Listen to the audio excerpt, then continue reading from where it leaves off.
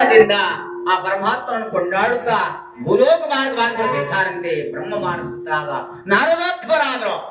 ಇತ್ತ ಏನಾಗಿದೆ, ಮಹೇಂದ್ರನ ಸಭಾಸ್ಥಾನವನ್ನು ಮುಗಿಸಿ ಬರುತ್ತಿರುವಂತಹ ಸಭಿಕರಲ್ಲ, ಇಲ್ಲಿ ಒಡ್ಡೋದಗ ಯಾವ ರಾಜೋತ್ತಮರಾದ ಸತ್ಯೋತ ಮಹಾರಾಜರ ಸಭಾಸ್ಥಾನ, ಮಂತ್ರಿ ಸೇನಾಧಿಪತಿಗಳನ್ನು ಒಳಗೊಂಡು ಅಕ್ಕಪಕ್ಕದ ರಾಜರುಗಳನ್ನು ಒಳಗೊಂಡು ಪ್ರಜೆಗಳನ್ನು ಒಳಗೊಂಡು ರತ್ನಸಿಂಹಾಸನ ಬಂಗಾರದ ರತ್ನಸಿಂಹಾಸನ ಮೇಲೆ 64 ವಿದ್ಯೆ. ಎಷ್ಟು ವಿದ್ಯೆ?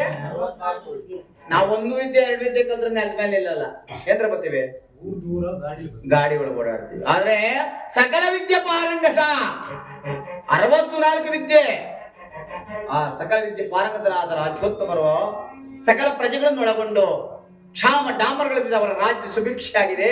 ಸೇನಾಧಿಪತಿಗಳನ್ನು ಮಂತ್ರಿಗಳನ್ನು ಒಳಗೊಂಡು ಸಿಂಹಾಸನ ಕುಳಿತಿರುವಂತಹ ಸಮಯಕ್ಕೆ ಬ್ರಹ್ಮ ಮಾನಸ ಪುತ್ರ ನಾರೋತ್ತಮರು ಬರುತ್ತಿರುವುದು ಕಂಡಿರುವಂತಹ ರಾಜೋತ್ತಮರು ಎದ್ದು ಸಾಕ್ಷಾತ್ ಅಯ್ಯ ಸತ್ಯರಥ, ನಿನಗೆ ಮಂಗಳವಾಗಲಿ ಎಂಬುದಾಗಿ ವರವನ್ನು ಕೊಟ್ಟಿದ್ದಾರೆ. ಒಂದು ಉಚಿತ ಸ್ಥಾನದಲ್ಲಿ ತೋರಿಸಿ, ಅಯ್ಯ ಬ್ರಹ್ಮ ಮಾನಸಪುತ್ರರಾದ ನಾರದೋತ್ತಮರೇ, ಯಾವ ಯಾವ ಲೋಕಗಳನ್ನು ನೋಡ್ತಾ ನಮ್ಮ ಭೂಲೋಕ ಮಾರ್ಗವಾಗಿ ಬಂದಿವೆ. ನಿಮ್ಮ ಪಾದಸ್ಪರ್ಶದಿಂದ ನಮ್ಮ ರಾಜ್ಯ ಸುಭಿಕ್ಷೆ ಆಗಿರುವುದು, ಎಲ್ಲೆಲ್ಲಿ ಏನೇನು ವಿಚಾರವನ್ನು ತಿಳಿಸಿ ಎಂಬುದಾಗಿ ಕೇಳಿದ್ದಾರಂತೆ. ಆಗ ಬ್ರಹ್ಮ ಮಾನಸಪುತ್ರರಾದ ನಾರದೋತ್ತಮರು, ಅಯ್ಯ ಸತ್ಯರಥ, ನಾನು ಕೈಲಾಸ ವೈಕುಂಠಾದಿಗಳನ್ನು ನೋಡ್ತಾ ಅಮರಾವತಿಗೆ ಹೋಗಿದ್ದೀರಪ್ಪ.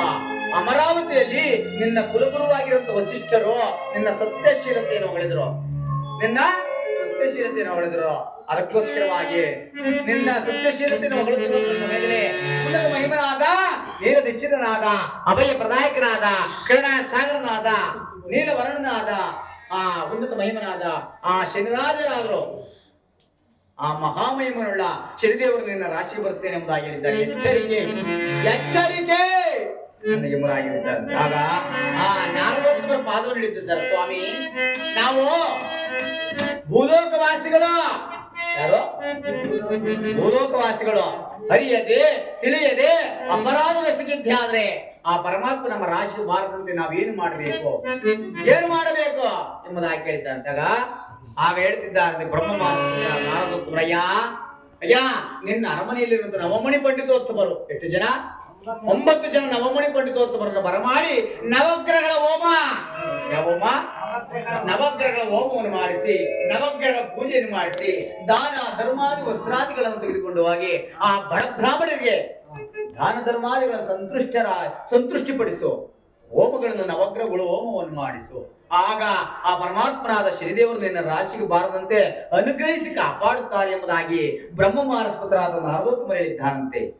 ಆ ಮಾತನ್ನು ಕೇಳಿರುವಂತಹ ನಾರದೋತ್ತಮರನ್ನು ಕೇಳ್ತಿದ್ದಾರಪ್ಪ, ಅಪೂರ್ಣ ವಿಚಾರವನ್ನು ನೀವು ಹೇಳಿದ್ರೆ ಕಾಲ ಸಂಚಾರಣೆ, ಆ ಕಾಲ ಸಂಚಾರಣೆ ಆದ ಕಾರಣ ನಾನು ಹೋಗಬೇಕು, ನನಗೆ ವೇಳೆ ಆಯ್ತು.